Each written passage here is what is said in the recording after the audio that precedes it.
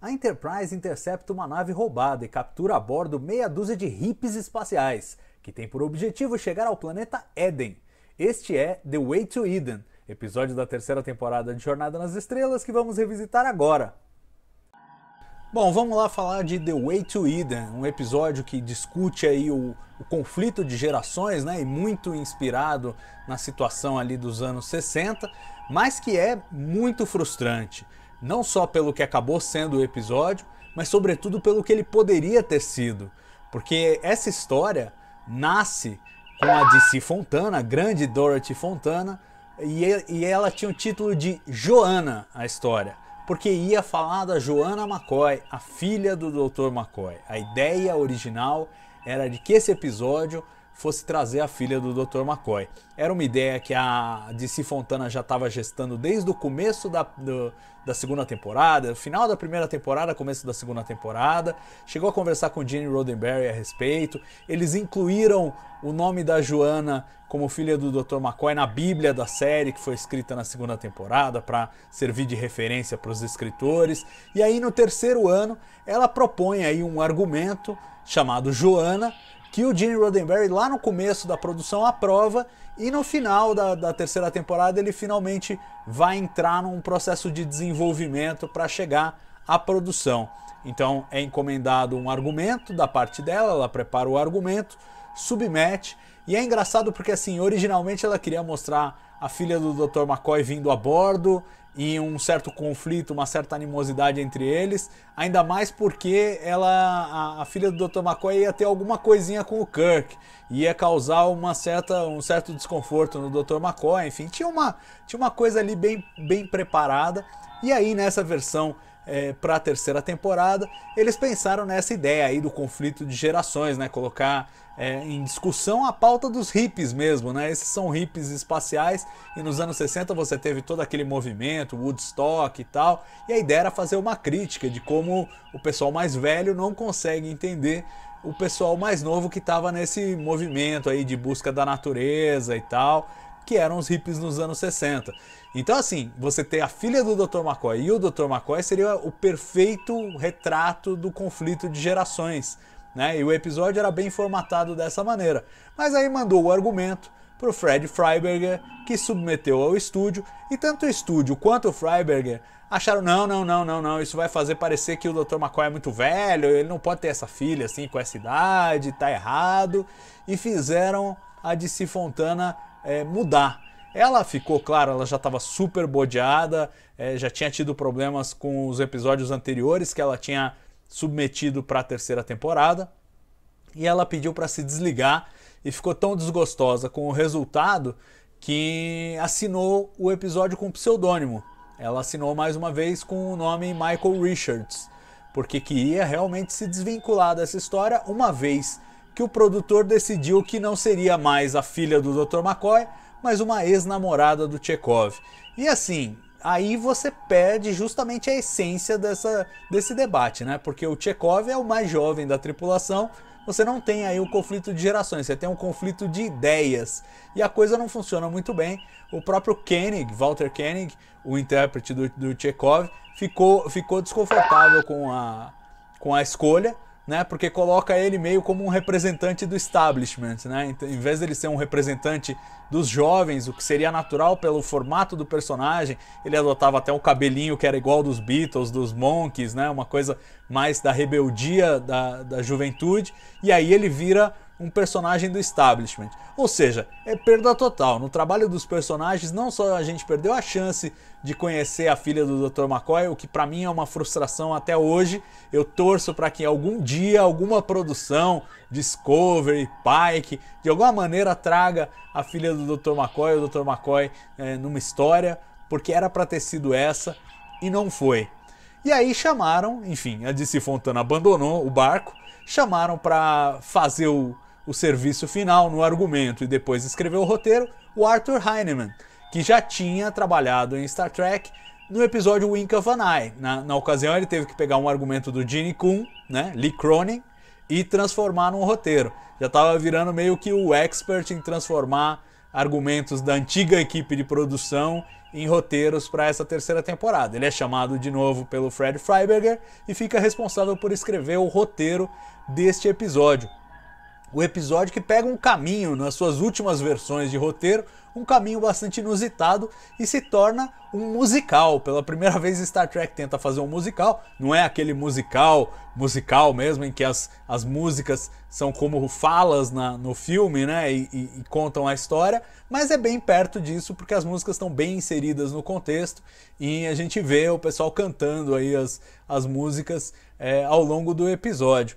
Então, na prática é um musical, né? E aí, para dirigir esse episódio, eles trazem de volta o David Alexander, que tinha feito Plato's Stepchildren, que se por um lado não foi um episódio maravilhoso e teve um atraso de um dia, ninguém culpou o David Alexander por isso, porque afinal de contas deu todo o rolo lá do beijo interracial, que atrasou as filmagens, e além do que, ele era tido em alta conta pelo Fred Freiberger, que considerava que o episódio Plato's Stepchildren saiu a contento, apesar das dificuldades todas. Então traz ele de volta.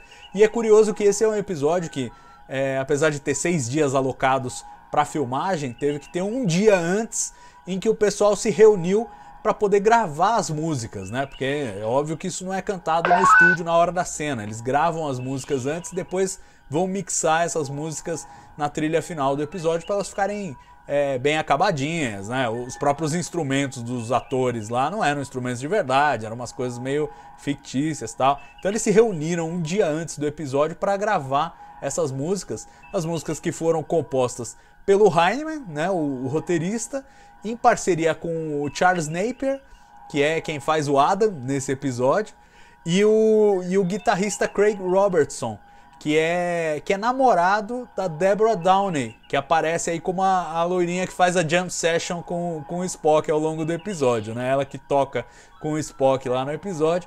O namorado dela é que ajudou como guitarrista e compositor a botar de pé aí essas músicas com o Charles Napier e com o Heinemann, que contribuiu alguma coisa no roteiro já, né? Então eles montaram isso aí, gravaram um dia antes e aí começaram as filmagens.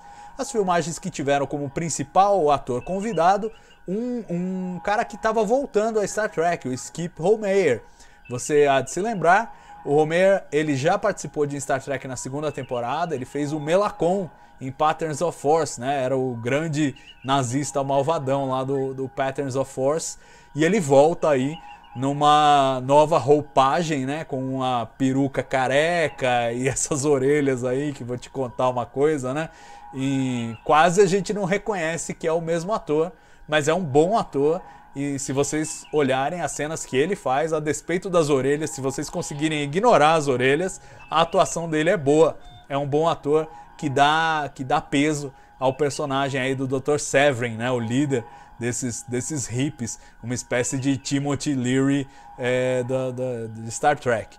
Então ele faz o que dá para fazer nessas condições. E a outra atriz de destaque que temos aí é a Merlinda Rapley, que foi chamada para fazer a Irina Galiulin, a namorada do Pavel Chekhov. É triste que não seja a Joanna McCoy, mas tudo bem, ela também faz o que dá para fazer como Irina, faz ali um sotaquezinho russo, paraguaio também, igual ao do Chekhov e tal, e tudo bem, vai, a gente compra que ela é a ex-namorada do Chekhov, que desistiu da academia e tal, e virou hippie aí com essa turma. O episódio foi projetado para ser filmado em 6 dias e, de fato, o David Alexander conseguiu entregar em 6 dias, mas foi com algum apuro.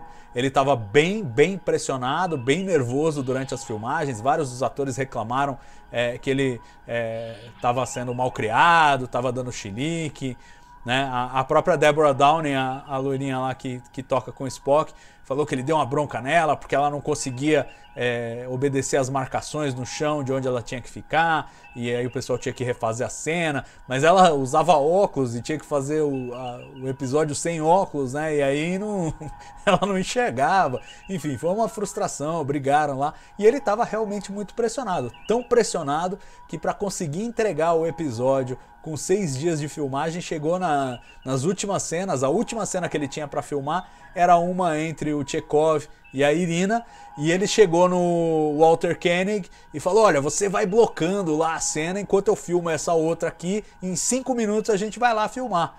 Aí o Walter Koenig falou: não, mas eu vou blocar? Blocar é aquela coisa de você imaginar, bom, vamos filmar um ator desse ângulo aqui, vamos filmar o outro ator do outro ângulo, os atores vão ficar nessa posição, e aí nós vamos ter uma tomada assim, um assado, para o pessoal da iluminação já poder ir arrumando o cenário, né, e preparando tudo para a filmagem. Claro que não é trabalho de ator, mas o David Alexander, muito nervoso, suando, precisando terminar o episódio para não estourar o prazo, pediu pra ele e falou: pô, você é ator, você sabe fazer, faz lá. E aí o Koenig, meio sem graça, foi lá e blocou já. Quando o cara chegou 5 minutos depois, filmou a cena rapidamente e deram conta de entregar o episódio um pouquinho além do horário, já na hora extra da equipe de filmagem, mas ainda com 6 dias, o que era meio que ponto de honra para você sobreviver naqueles tempos na Paramount Pictures, né? Os caras estavam realmente... O diretor que não entregasse no prazo perdia a chance de dirigir novos episódios. E ele conseguiu aí a duras penas, não voltaria mais a Star Trek, até porque a vida de Star Trek estava acabando, mas conseguiu entregar no prazo com esses poréns aí, né?